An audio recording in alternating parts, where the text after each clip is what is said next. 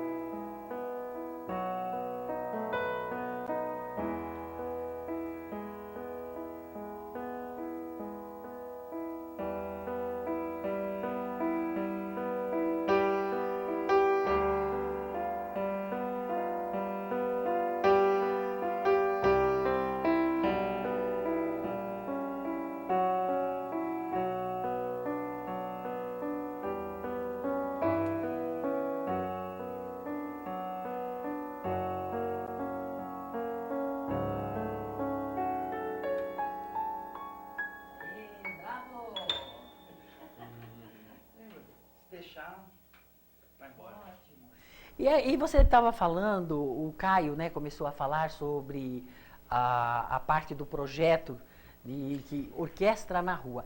Quem surgiu a ideia? Como é que aconteceu? Como é que acontece? As pessoas podem ter assim, ver algum trabalho de vocês pelo Face ou não? Vocês têm um contato onde vocês fazem isso? Como é que funciona esse trabalho, Caio? Então, o trabalho da Orquestra na Rua, ele começou porque com outros dois amigos que também são instrumentistas de arco, a gente tem um grupo de cordas, que é um grupo pequeno, e que foi feito só para tocar na rua, né? Em parques, em lugares onde existe uma pequena estrutura para que possa receber um grupo de músicos tocando ali. Mesmo que esse lugar não seja um lugar especificamente preparado para isso, né? E a gente tem esse trabalho há 9 anos, e a gente percorreu alguns lugares do Brasil fazendo esse tipo de apresentação. E durante esses 9 anos a gente entendeu que se a gente mobilizasse os músicos que trabalham dentro dos teatros para fazer esse trabalho na rua, automaticamente a gente já está contribuindo com a formação de público dos teatros e com a popularização e a democratização da música erudita, né? Mudar um pouco a cultura até do nosso povo. Exatamente, tirando ela de um lugar fechado que é especificamente preparado para isso e levando ela para um lugar que é aberto, acessível a qualquer pessoa e que não é exatamente preparado para receber isso. Então, através da plataforma do crowdfunding, que é um meio de você conseguir o financiamento para fazer uma apresentação, então a gente tem lá na internet um site que você pode contribuir com cotas a partir de R$ 5. Tá. E aí a gente tem uma meta lá. Se essa meta for atingida, a gente recebe esse dinheiro e com esse dinheiro a gente financia esse concerto. Então a gente recorreu a essa plataforma, pediu o dinheiro, gravou um vídeo explicando o que a gente ia fazer com esse dinheiro, que era essa apresentação pública, e começou, através das redes sociais, a fazer uma convocação pública para os músicos que são jovens, profissionais, amadores, estudantes, para a gente promover esse grande encontro ao ar livre. E aí o projeto acabou dando muito certo e agora ele está fazendo 1 ano e meio já, né? A gente já fez outras apresentações, ele já cresceu um pouco, já ganhou algumas outras necessidades, já atingiu algumas mídias, né? É um projeto que ainda está em expansão, né? A crítica dele é exatamente que se a gente trabalhar com as orquestras além de nos teatros e nos espaços feitos para que possa ter o consumo ideal de música erudita, para que a gente possa fazer isso na rua também, para a gente poder aumentar a nossa gama de consumidores dessa música propriamente, né? Porque assim, a atividade erudita, principalmente em São Paulo, ela é muito intensa. Só que eu acho ainda que ela ainda está um pouco restrita e às vezes é por causa de que as pessoas não sabem mesmo Desconhecem. como que ela acontece.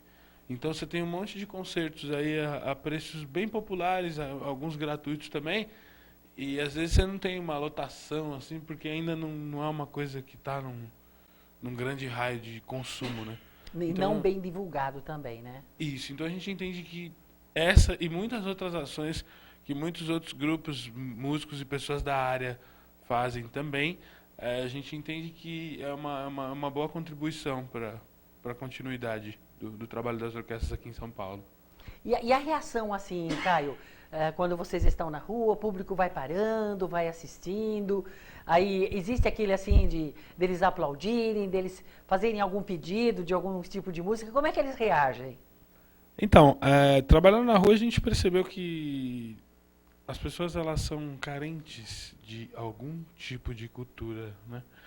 E ainda é uma coisa que não é facilmente acessível como outros estilos que são talvez hoje mais comerciais, né? Então, pelo fato das pessoas serem carentes a esse tipo de música, a resposta delas é imediata, né? E a gente entende que é uma resposta bem espontânea, porque quando você está indo para um teatro assistir um concerto, existe toda uma preparação para isso. E você sabe o que vai acontecer lá no final. Estou indo assistir uma apresentação de música. Quando o público encontra uma orquestra tocando na rua, assim, inusitadamente, as reações são bem inusitadas também. E são reações que são de coração mesmo, né? Porque elas não estão esperando, né?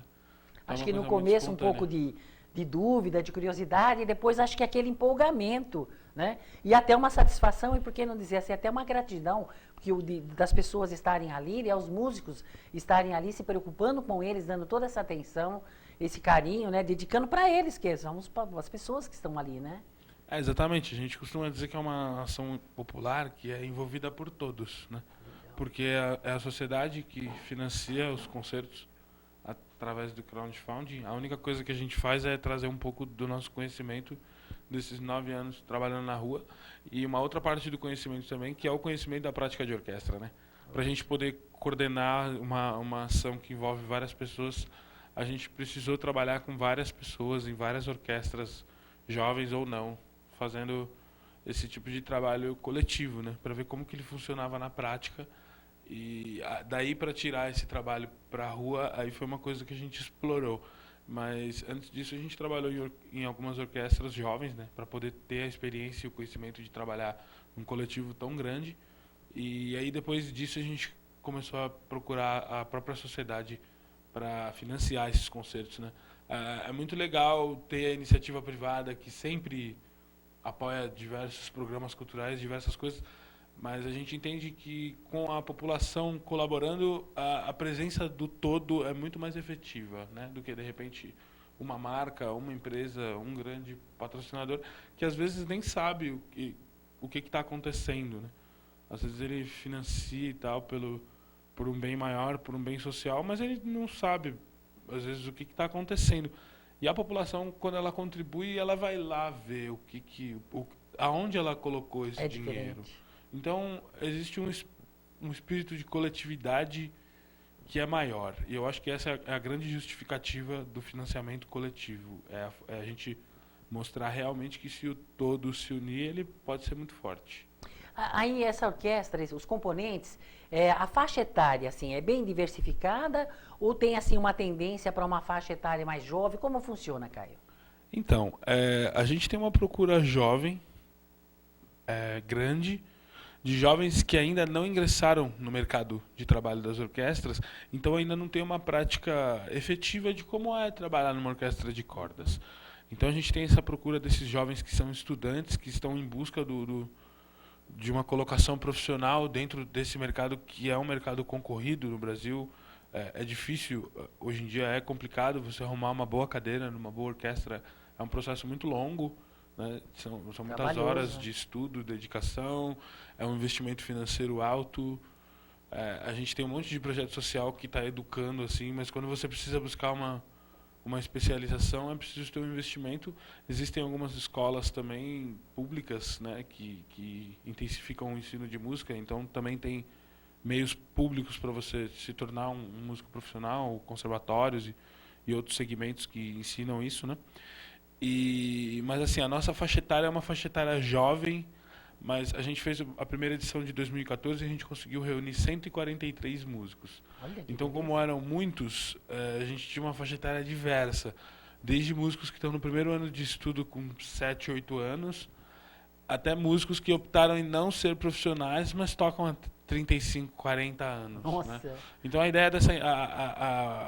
O viés pedagógico disso é exatamente esse. É poder colocar um cara de 7 anos, que toca violino há 8 meses, junto com um cara de 40 anos, que toca há 40 anos, e juntar essas duas experiências e em algum momento dessa prática, colocar eles intelectualmente iguais, né?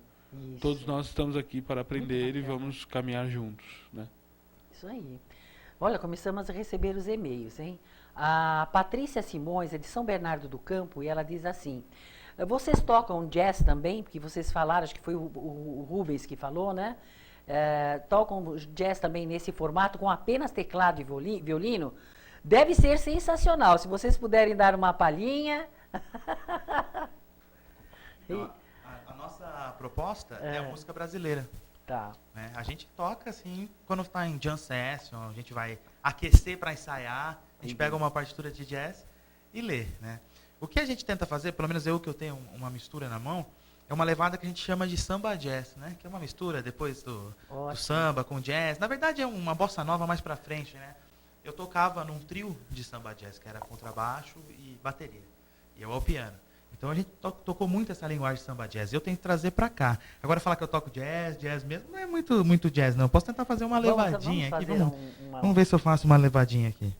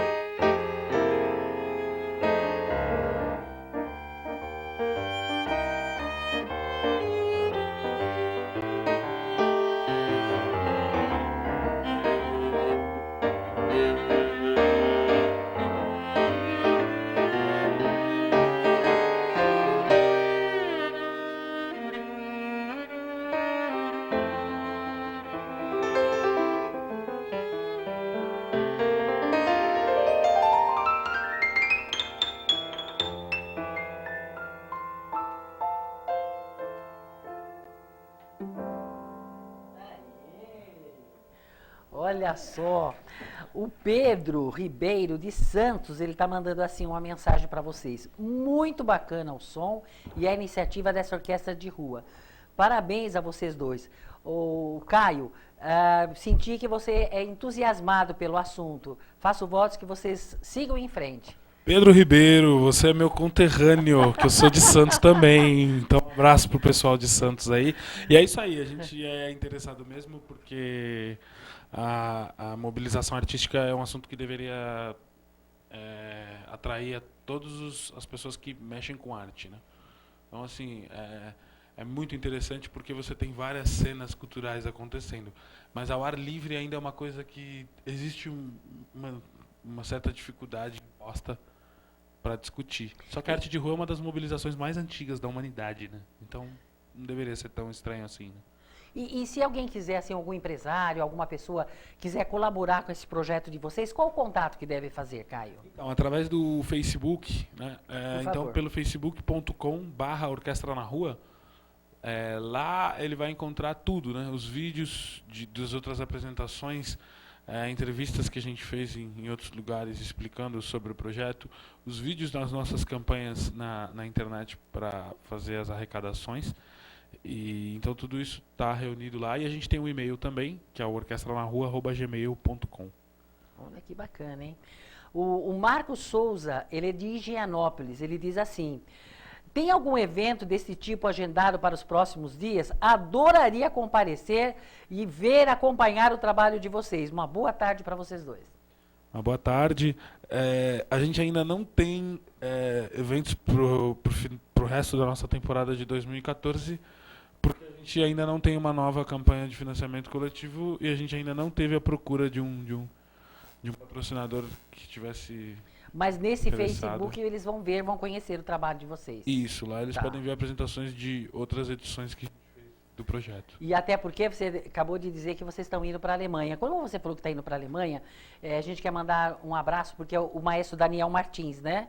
Um abraço carinhoso para o maestro Daniel Martins, que ele está liderando, né, essa viagem de vocês, essa apresentação. E conta para nós como é que chama essa apresentação aí do Camargo Guarnieri, como é que vai funcionar, né? Conta para nós. Então, o maestro Daniel Martins está desenvolvendo um trabalho incrível com os jovens aqui do ABC. E eu fui convidado para estar junto desse grupo, para a gente fazer essa série de concertos na Alemanha, em diversos lugares da Alemanha. Então a gente vai passar cerca de 25 dias rodando várias cidades alemãs e fazendo concertos de música brasileira, música erudita do Brasil, né, mostrando para eles como é a nossa linguagem de música erudita, como a composição brasileira pensou durante todo esse tempo. A gente está indo num grupo com 18 cordas. Ótimo. Então vai ser um concerto bem bacana. A gente está preparando um trabalho bem legal. E tudo isso aconteceu por uma série de forças também, né, que se uniram para que isso pudesse acontecer da melhor forma possível. Então a gente está indo fazer esses 25 dias na Alemanha e mostrar também para os alemães que aqui o Brasil não é só o país do futebol, né? Que a gente tem outros assuntos que nos interessam também. E não só do futebol e do carnaval, como a gente fala, né? Nós também somos, assim, adeptos, sentimos, assim, muito predileção por músicas eruditas, né? Brasileiro, só que não é tão divulgado assim. O Rubens, o que quer dizer a pianola? O que significa isso? Explica para nós. Pianola foi uma loucura nossa de misturar piano com viola. Né? Então foi um piano com viola, pianola. Pianola também é um instrumento antigo, é um piano onde tem uma partitura que passa, automática, chama pianola aquele instrumento. Mas aqui na realidade é uma mistura de piano com viola, né? Porque quando a gente se conheceu, foi numa noite, eu estava tocando inclusive com esse trio de samba jazz, apareceu esse cidadão, ele tinha uns dreadlocks compridos assim, eu olhei assim e falei, ele vai tocar um reggae, né? Por causa do dreadlock, mas na verdade ele tirou uma viola, né? Eu falei, é um violino? Viola. Né? Não, violino, né? Não, é viola. Qual que é a diferença? Nós mesmos, a gente convive com instrumentos e às vezes os músicos não sabem. Imagina quem não tem contato com o instrumento. Então ele tocava na rua, ele me contava de que, olha mãe, olha, 2 violinos, um violino grandão e um violino pequeno. O violoncelo é um violoncelo grande, que era o contrabaixo, e o violoncelo pequeno. A gente não tem essa cultura, não tem muito contato com esses instrumentos, facilmente. E a gente toca um estilo musical de música brasileira. Né? Então foi um choque, assim, acho que para ele conhecer também o estilo de piano que eu tocava e o estilo de viola que ele tocava, um instrumento erudito com a música popular. Né? Então a nossa proposta, inclusive no nome, é de misturar. Porque o piano ele também é um instrumento erudito, mas pode ser muito conhecido como instrumento de música popular também. Então a mistura do piano com a viola surge esse nome de pianola. A mistura do erudito com o popular. E nós sabemos, né, o quanto que nos eventos a música tem aquela importância, né? A hora que você foi dar um modelito apenas, né, uma palhinha que você foi dar da música erudita, já vem aquela emoção na gente, né? A gente começa a sensibilizar, começa a querer fazer uma reflexão, né? Pensar, é muito gostoso, né? Assim, quando vem um samba, por exemplo, a gente já começa a se animar, então deixa a tristeza de lado, começa tudo a querer ter alegria, né? Alegria na mente, alegria nas nossas ações, no nosso comportamento. A música tem uma função, assim, fantástica na vida do ser humano, né? Na alegria, na tristeza, numa comemoração, enfim.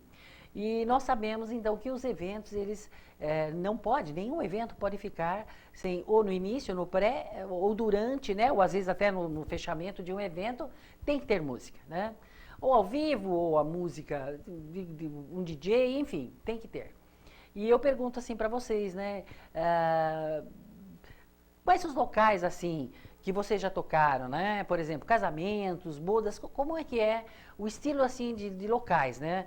O que vocês foram tocar e que realmente vocês, por ser diversificado, vocês gostam, né? Porque muda um pouquinho, não fica naquela rotinice, isso é bom para o músico, né? Quais foram os locais que vocês tocaram? Olha, eu acho que o primeiro bom laboratório do bom músico é a noite, né? Então, acho que até o Rubens concorda com essa afirmação. Eu acho que a noite é um bom laboratório para você ter coisas que dentro da sala de aula você não vai conseguir aprender. Dentro da sala de aula você precisa buscar umas coisas que são muito importantes para que você possa estar lá no barzinho aprendendo as coisas que aquele ambiente tem para te ensinar. Então, assim, a coisa de pegar o timing da música mesmo, sentir como é que funciona. Você tem que conduzir uma noite lá por 2, 3 horas. E é uma responsabilidade grande porque está todo mundo lá se divertindo. Então você tem que estar sempre lá para dar o seu melhor, assim. Eu só saio de casa para tocar se eu estiver muito bem para isso, porque é uma responsabilidade muito grande. Como você falou, contagiar as pessoas. A música ela evidencia uma série de sentimentos e ela compactua desses sentimentos com você do que você está sentindo na hora. Né? Então, se você estiver triste por qualquer motivo e ouvir uma coisa triste, isso vai dar uma evidenciada na sua tristeza. Reflete. E se você estiver alegre e ouvir uma coisa para cima, também vai vai participar bastante da sua alegria, né? Eu vou parafrasear o Romário, né? Treino é treino, jogo é jogo, peixe. É isso. Né? Treino é treino, jogo é jogo, peixe. Porque a gente estuda, não tem como estudar. Faz 20 anos que eu estudo, não paro de estudar, tem sempre que estudar. Eu ainda não achei um chazinho milagroso, eu sempre falo isso para os meus alunos. Não existe um chazinho milagroso, se você descobrir, você me conta, porque faz 20 anos que eu estudo e ainda não aprendi. É um eterno estudo tocar música. Aprendi isso por toda a vida. Por toda a vida. E aí a gente precisa tocar. E a gente vai pra noite. Foi na noite que eu conheci ele. Então o Pianola começou na noite, nos bares, tocando em bares. Agora, shows bons que a gente fez, que foi muito gostoso, foi um casamento que a gente tocou na cerimônia e festa era no mesmo local, lá na Baixada Santista. Aí a gente tocou as músicas que a noiva escolheu, aí foi um pouco à la carte, né, a música. A noiva queria aquelas músicas e a gente tirou aquelas músicas. Tinha muitas do nosso repertório também, mas outras a gente teve que tocar algumas internacionais. Um show legal que a gente fez foi num café bar em Santos, na praça lá da prefeitura, que um amigo nosso, que inclusive está na Bélgica, é um percussionista, o Nilo Canella, ele tocou, era essa formação e um percussionista tocando junto. E foi um show fantástico, foi muito dançante esse show. A gente já tocou bastante em restaurantes também, né? A gente toca um estilo meio samambaia, porque a pessoa está comendo, a gente tá essa música sutil, essa bossa nova, calma, de fundo, que a pessoa só percebe que tinha música quando para a música. Né? A pessoa fala, tinha música. Né? Então a gente tocou bastante nesse perfil. Tiago, tem mais algum show que foi legal que você não é exatamente um show, mas a gente gravou um EP, né? Um EP é um material que está entre um demo, né? Que é um demo, é quase um registro de ensaio, assim. É um registro bem ao vivo do que você está fazendo de música. A gente gravou o EP, que é um demo, só que a gente grava ele meio separado, né? Cada um grava o seu canal e tal. Então a gente escreveu uns arranjos de música brasileira e a gente gravou um EP com 7 faixas. Que maravilha. Em 2012, né? Foi o nosso primeiro trabalho sério, assim, de estúdio. E é o trabalho que a gente está fazendo. A gente ainda está na turnê desse álbum, né? Que é o EP 2012. E foi um trabalho bem interessante, assim. Foi uma pesquisa bem legal, porque a gente gravou dentro de uma sala e não era exatamente um estúdio, era um home studio, né? Então era tudo bem improvisado e era perto do aeroporto. Então os aviões iam chegando e a gente tinha que parar a gravação no meio, assim. Não, peraí que vai passar um avião agora. Aí, não, agora vamos voltar de onde que tava. Que mão de obra, Foi muito hein? interessante. A gente gravou 7 músicas assim, com a direção artística do Matheus Bellini, que é um sócio, um parceiro nosso. E ele ficou lá no som e a gente nos instrumentos, e a gente conseguiu fazer um material bem bacana, que inclusive está na internet, numa página que chama-se soundcloud.com/pianoladu, que é onde tem as gravações desse trabalho que a gente fez num home studio, né? Não era exatamente num estúdio. Sem aviões. Isso, tá sem aviões. A gente masterizou e tirou os aviões que tinham. Tocar meio de lado, pra não bater o arco. Pra não bater no... Tá decolando um, para aí, tá decolando um.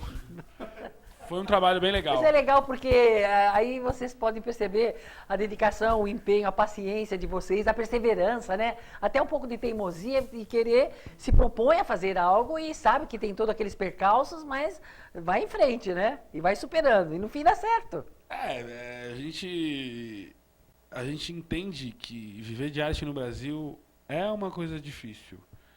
E que, assim, eu converso isso com muitos músicos que trabalham em teatros e eles falam que, assim, não, mas eu tenho que tocar. Tipo, eu sou pago para tocar, estudar e tocar.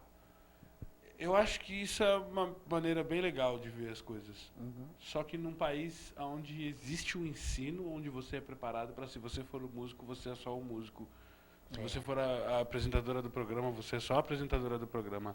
Se você for o câmera, você é só o câmera. E quando você... Vamos lá uma música? Vamos lá uma música? Não e é, agora? né? E agora, Rubens? Vamos tocar, Rubão? Vamos ver se vocês vão brindar agora nosso internauta. Aquela situação, você faz o quê? Eu sou músico. Ah, tá, mas você trabalha em quê? Eu sou músico, de professor você passa por isso, né? Além de professor, você trabalha? Professor e músico, pronto. Mas você não tem um trabalho mesmo? Trabalha. Vamos tocar arrastão, Fox? Então vamos lá.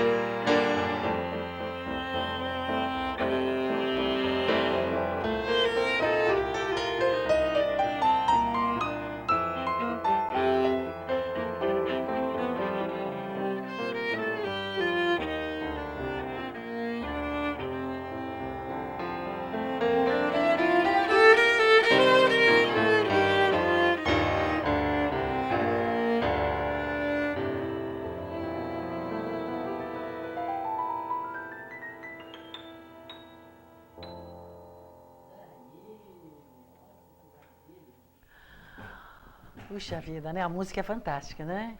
Ô Rubens, você falou que também desenvolve um trabalho com o pessoal da terceira idade, né? Como é que é feito esse trabalho? É coral, música também? Como funciona? Isso é um projeto, né, chamado Projeto Aquarela, Universidade na Terceira Idade, vinculado ao Núcleo de Arte e Cultura da Universidade. Uhum. E a gente tem diversas oficinas que a gente oferece para o pessoal da terceira idade. Teatro, dança, ginástica, tem um chama Entra em Forma, informática, tem um informática avançada que ensina a fazer blogs. E dentre esses cursos é o coral Quem Canta, que é um grupo vocal Quem Canta Seus Males Espanta. Uhum. Eu que sou o regente dessa turma toda. Né? A gente está, esse ano de 2014, seria o centenário de Dorival Caymmi. Então o repertório eu estou desenvolvendo em cima do repertório de Dorival Caymmi para o nosso coral, para a gente se apresentar durante 2014, em cima com esse tema de 100 anos de Dorival Caymmi. Muito bom. E como é que elas reagem, né? As mulheres, os homens da terceira idade? Porque a gente sabe que hoje em dia eles têm isso daí, não como fuga. Antigamente a gente falava assim, que eles procuravam uma universidade livre da terceira idade, mas para poder não cair em depressão, não ficar isolados, sozinhos, porque filhos, netos, às vezes parte um, fica só a mulher ou fica só o homem e tal. E hoje em dia não, como você estava falando, da parte de informática, às vezes tem até idiomas, espanhol. Então, é bem diversificado o programa que eles desenvolvem, né? Qual é a reação? As mulheres são mais empolgadas ou os homens? Olha, lá tem mais mulheres do que homens, né? Dizem que no mundo tem mais mulheres do que homens, né? Ou vai saber se os homens morrem primeiro, né? Não sei também. Pode ser. Né? Tem muita... a maioria são mulheres, né? No próprio coral, o coral todos são espelhos, né? Todos fazem parte do coral, um pouco espelho disso. A gente tinha mais de 20 e tantas mulheres, 25 mulheres e 3 homens no ano passado no coral. Então, se a gente quiser brincar com as vozes, dividir as vozes masculinas e femininas, fica muito desigual. Uhum. Agora a gente tem mais rapazes que vêm ao coro ensaiar. Eles aceitam muito de braços abertos, eles acolhem o programa, eles defendem a bandeira. Eles não são só participantes, eles defendem a bandeira, eles gostam muito. Tem até, inclusive, o seu Rodolfo, onde eu mando um abraço pro seu Rodolfo? Eu mando um abraço pro seu Rodolfo. Aí, seu Rodolfo, um abraço pro senhor. Que ele é um participante desde sempre do programa Aquarela. E a gente sempre chama ele para todos os eventos, inclusive as intervenções. Ele vai de coração, pode chamar que eu vou. E ele vai tocar, ele acompanha o coral, e ele está em todas, né? Então rola essa integração, ele anda entre os alunos. Existe também alguns cursos que eles acabam fazendo na mesma sala que os alunos, tem essa integração entre gerações. E os alunos aceitam muito bem, né? Embora a gente ainda tenha na cabeça que precisa melhorar isso. A missão talvez seja essa, melhorar a aceitação do terceiro do idoso, da pessoa, entre os jovens. E por enquanto está dando certo. E a educação é extremamente transformadora, né? Total. Isso é uma prova viva de que a educação é uma coisa extremamente transformadora. Você coloca as pessoas da terceira idade, jovens, dentro de uma sala de aula e todo E, mundo eles funciona. respeitam e eles participam, né? E colaboram um com o outro. Eu acho que, sabe o que acontece? Não sei se vocês concordam comigo, mas eu acho que falta oportunidade para que esses encontros venham a acontecer, né? Porque toda vez que ocorre, a gente percebe que tanto do jovem como do idoso, ele sente que é prazeroso, eles se comunicam muito bem, né? Eles participam e principalmente estimulam, né? Um estimula o outro, né? Isso é muito bom. Bom, o nosso tempo está ficando curto, nós temos uma pergunta aqui da Patrícia. A Patrícia é da Vila Mariana, ela diz assim: se vocês forem convidados para uma bodas de ouro ou bodas de prata, qual o estilo de música que vocês escolhem, ou a pessoa que tem que escolher, como funciona? À la carte, né? Ao gosto do Normalmente vocês freguês. dão sugestões A gente dá para Patrícia? sugestão, a gente tem alguns arranjos que são meio clichês dessa área, que a gente tem alguns arranjos. A gente dá sugestões, mas quem escolhe o sabor do bolo é... Porque quando vocês também tocavam, e às vezes ainda tocam, às vezes esporadicamente em barzinhos, a gente sabe que eles mandam aqueles bilhetinhos oferecendo música e tal. E às vezes pegam até de improviso, porque normalmente vocês acabam como um ator, uma atriz tem um script, um cantor, que ele já vai, né, seleciona as músicas, né, direitinho. E vocês também devem fazer isso, mas só que num determinado momento, para poder agradar, vocês acabam fazendo com que isso aconteça, né? Com certeza, a gente... É bem interessante conseguir atender um pedido, às vezes, de uma música que não está no script, né? A gente toca, mas de repente ela não está exatamente ensaiada e preparada para tocar naquele momento, e aí vem o bilhete. Ó, tem essa daqui agora, vamos fazer? Vamos, quando a gente faz e dá certo, é muito legal. A gente é humano, não é máquina, então às vezes pega para fazer e dá errado, porque não estava no script. Mas então vocês é um desafio. avisam o público, né? A gente fala, ó, essa não tá no plano, a gente vai tentar para te agradar. Mas tem também uma possibilidade de não acontecer. Às vezes não dá certo nem as ensaiadas, né? Pois é. Imagina as improvisadas. Mas uma coisa que é legal da nossa proposta é que o improviso faz parte do arranjo.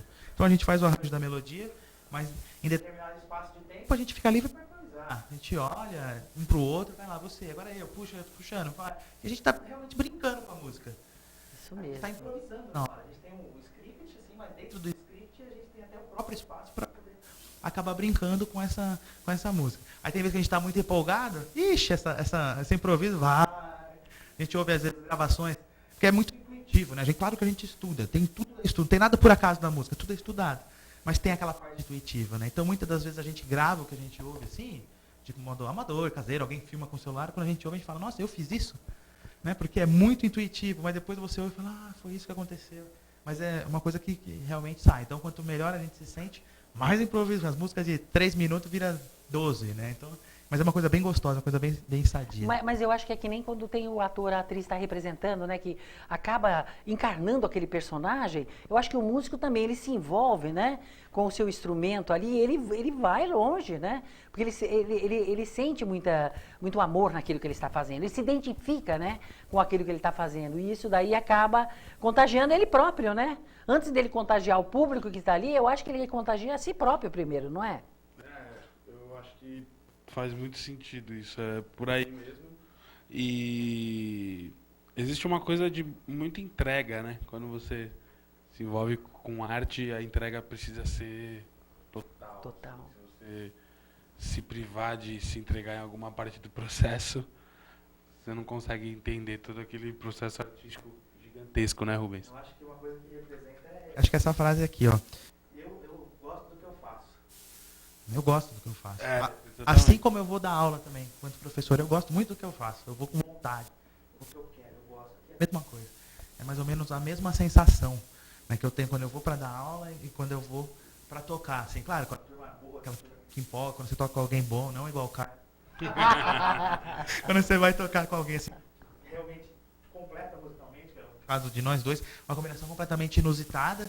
Eu até lembro que eu falei, vamos fazer um som. Eu falei, ele falou, vamos aí, vamos. Falei, Vamos tentar. Cola em casa. Aí ele apareceu em casa um dia atrás, peguei ele no metrô, vamos ver o que vai sair. Primeira música já saiu, já rolou.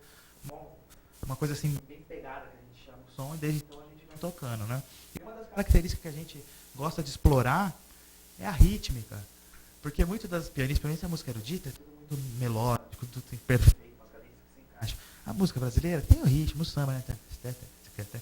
E a gente tenta trazer isso tanto para o piano, tanto para a viola. Acho que por isso que soa diferenciado. São instrumentos eruditos tocando com uma forma mais cadenciada, mais swingada, com mais ginga, com mais molejo. A gente tenta trazer isso, eu acho que na realidade. E sem um percussionista, né? E o que vocês vão agora apresentar para nós aí, já que vocês estavam tão empolgados em falar?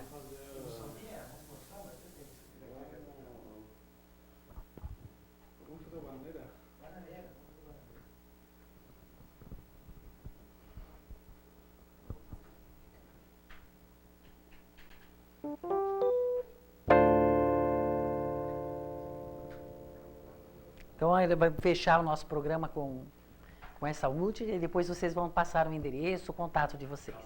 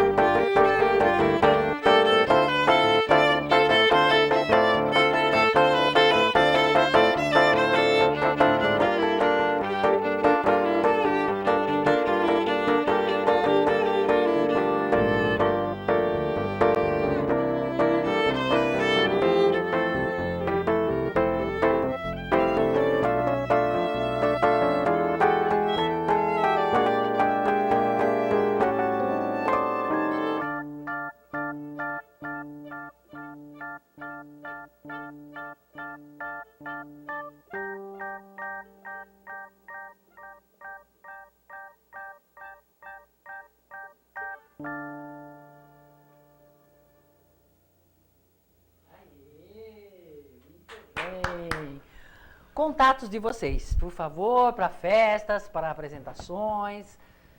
Vamos lá. A gente tá no 011 9999. 3 noves. Muitos noves. 8758. Então vou repetir, no número 11. Aqui, ó. Eu posso falar? Vamos lá, aqui, Rubão. ó. Vamos lá, Rubão. Aqui, ó. Ajuda a gente. Eu não sei pra onde. Então vamos Aqui, lá. ó.